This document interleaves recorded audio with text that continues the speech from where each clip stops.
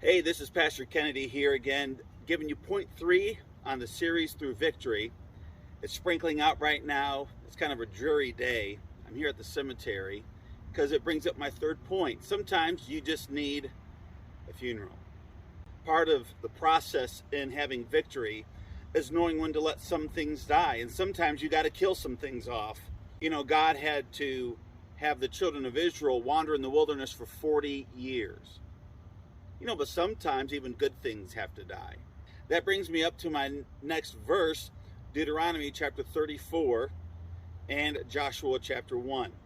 So Moses, the servant of the Lord, died there in the land of Moab according to the word of the Lord.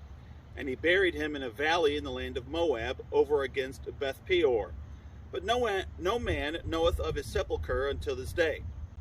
And Moses was 120 years old when he died. His eye was not dim, nor his natural force abated. And the children of Israel wept for Moses in the plains of Moab 30 days. So the days of weeping and mourning for Moses were ended. Now after the death of Moses, the servant of the Lord, it came to pass that the Lord spake unto Joshua the son of Nun, Moses' minister, saying, Moses my servant is dead. Now therefore arise, go over this Jordan, thou and all this people, unto the land which I do give to them, even to the children of Israel. What's interesting is that Moses died, and he did not die of old age. Even though he's 120 years old, Moses didn't die because his natural force was abated, because his body gave up. Moses died because it was his time, and he fulfilled God's will.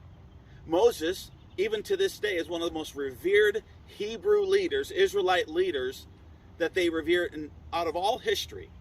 In Joshua chapter 1, it said that God came to Joshua and said, okay, now's the time to stop mourning. I want to point out something in Deuteronomy chapter 34. God had the people mourn for 30 days. They did nothing for 30 days. What's important is we as human beings, we're created this way. We need time to mourn.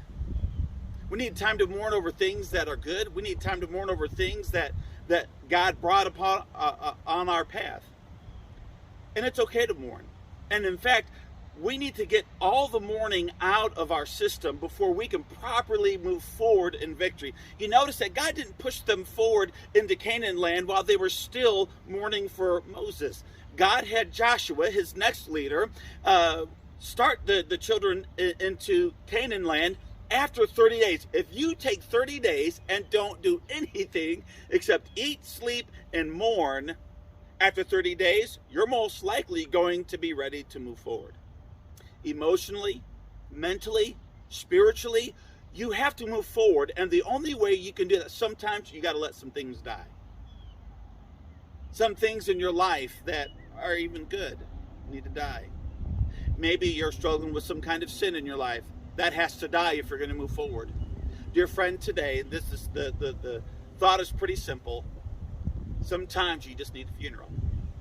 The beginning of victory starts when you have a funeral. Deuteronomy 34, 7 through 9, they wept for 30 days. They needed time to rejoice over the past. They needed time to mourn over losing a great leader. They need to commit to history, their leader. They need to commit to God, their commitment to the Mosaic Law. They needed to commit to following Joshua, their new God-appointed leader. And they needed to have a fresh start with a new leader. So when you're ready to move forward, the leader that God has raised up for you, the new leader that God has appointed in your life, let me encourage you to follow him. Don't compare him to the previous leader. It's not fair. Joshua was no Moses, but Joshua saw some amazing victory. Dear friend, today I wish that you would have great victory in your life. And the next step in having victory, really, is having a funeral. May God bless you in your journey on victory.